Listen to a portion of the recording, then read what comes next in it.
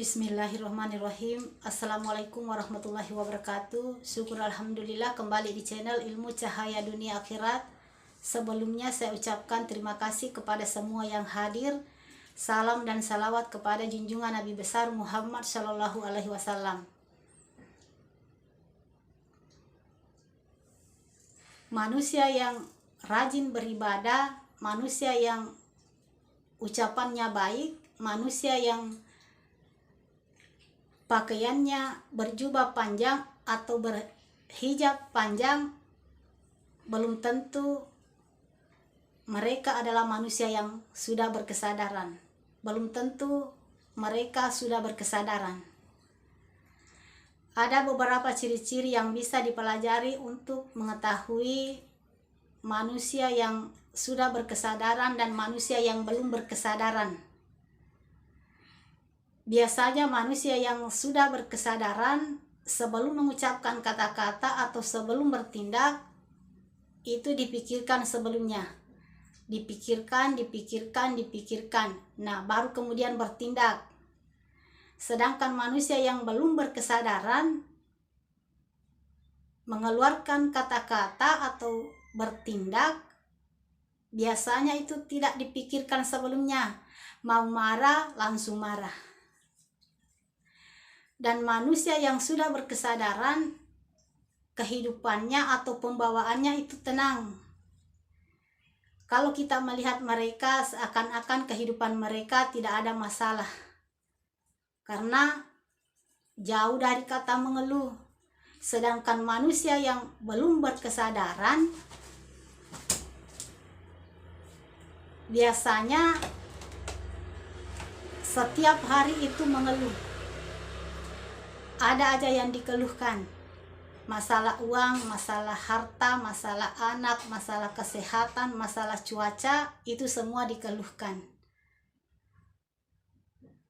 Dan untuk memastikan manusia yang sudah berkesadaran, nah lihat cara mereka memperlakukan orang lain. Kalau mereka memperlakukan orang lain sama dengan memperlakukan dirinya sendiri, berarti itulah manusia yang sudah berkesadaran. Ini adalah pengalaman saya di bulan suci Ramadan kemarin, kalau tidak salah bulan 3.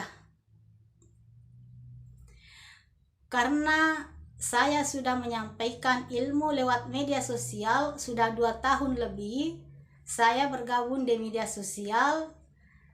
Nah, di bulan suci Ramadan kemarin, saya beranikan diri untuk tampil langsung di depan jamaah.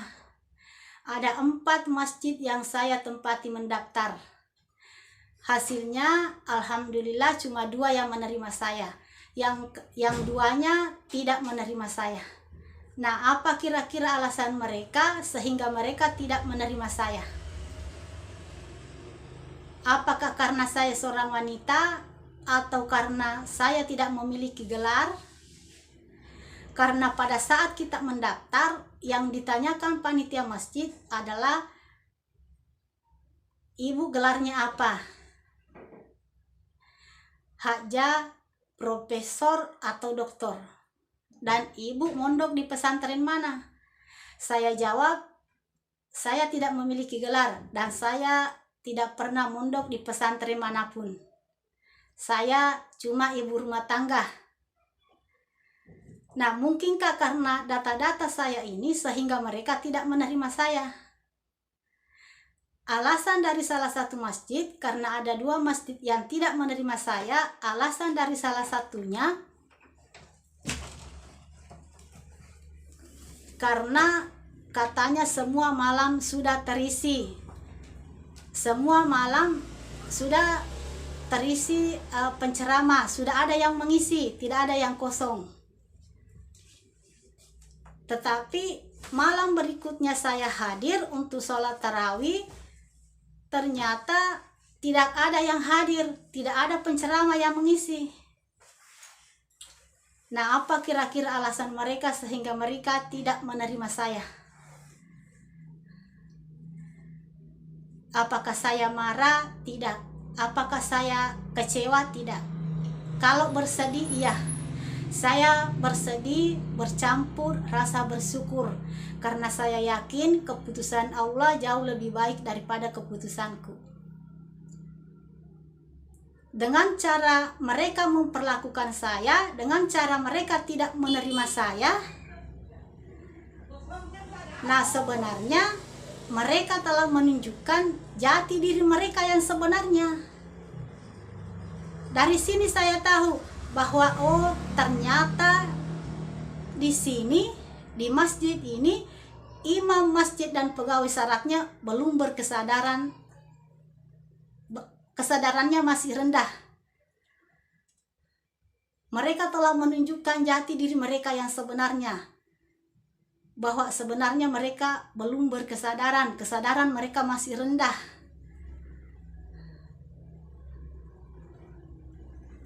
Lalu apa yang sebenarnya mereka sembah? Datang ke masjid 5 kali sehari semalam, sujud, rukud. Apa yang sebenarnya mereka sembah? Allah. Tidak mungkin mereka menyembah Allah, karena kalau mereka menyembah Allah tidak mungkin mereka tidak menerima saya. Karena sebenarnya perlakuanmu itu adalah perlakuanmu terhadap orang lain adalah perlakuanmu terhadap Allah. Perlakuanmu terhadap makhluk Allah adalah perlakuanmu kepada Allah Azza wa Jalla.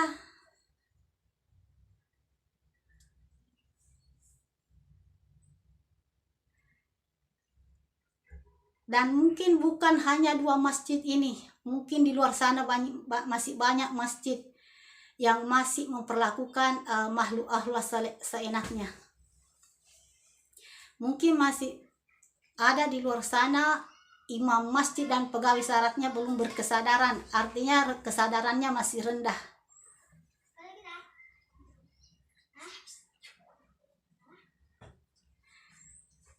Jangan berpikir bahwa ini bukan tanggung jawab. Ini akan dipertanggungjawabkan mereka kelak. Telah datang Rasul kami kepada kalian, tetapi kalian memperolok-olokkannya. Bukan berarti saya mengatakan diri saya Rasul, tetapi pada hakikatnya di dalam diri kalian semua itu ada Rasul Muhammad.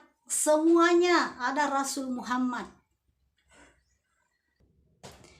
Kemarin saya menyampaikan kajian jasad dan ruh. Katanya itu pelajaran TK.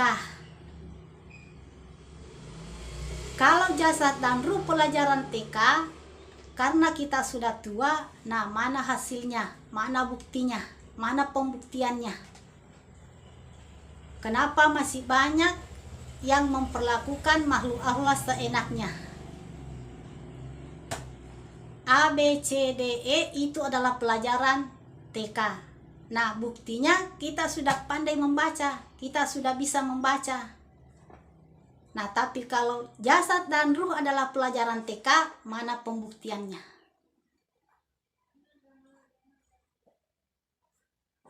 Perlakuanmu terhadap orang lain atau kepada makhluk Allah sebenarnya adalah perlakuanmu terhadap Allah. Tubuh kita ini terdiri dari 2 unsur, jasad dan ruh. Jasad tercipta dari tanah, sedangkan ruh bagian dari Allah. Allah itu sendiri. Jasad hidup karena ruh yang menghidupkan. Allah yang menghidupkan. Jadi kalian semua adalah jasad yang hidup karena ada ruh di dalamnya, karena ada Allah di dalamnya. Allah lah yang menghidupkan kalian. Jadi semua manusia hidup karena ada Allah di dalamnya. Jangan cari Allah di luar, cari Allah di dalam diri kalian.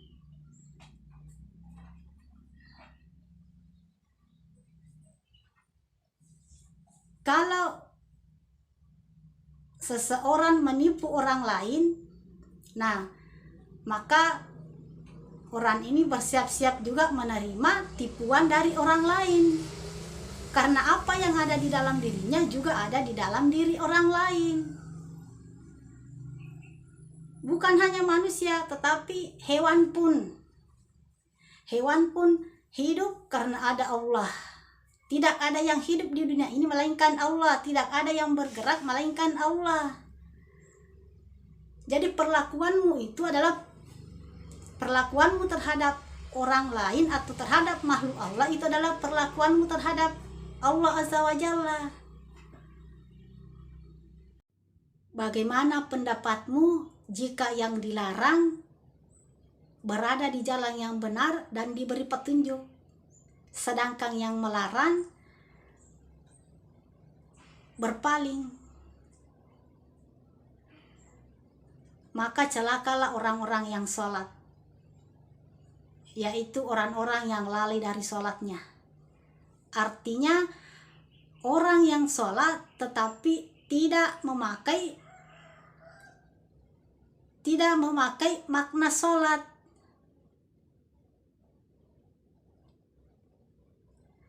Karena mata hatinya tertutup kepada Allah, pandangannya tertutup kepada Allah, pandangannya terhalang kepada Allah, hatinya tertutup kepada Allah.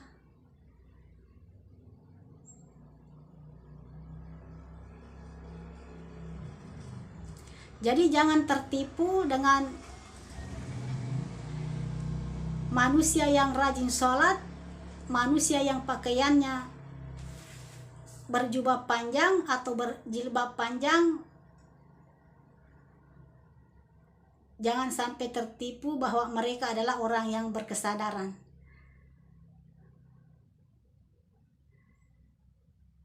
Lebih baik kehilangan teman yang baik daripada kehilangan teman yang berkesadaran.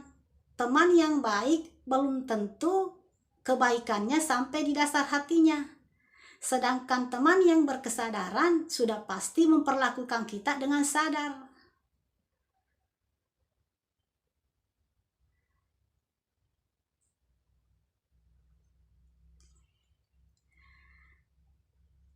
Saya kira cukup sampai di sini.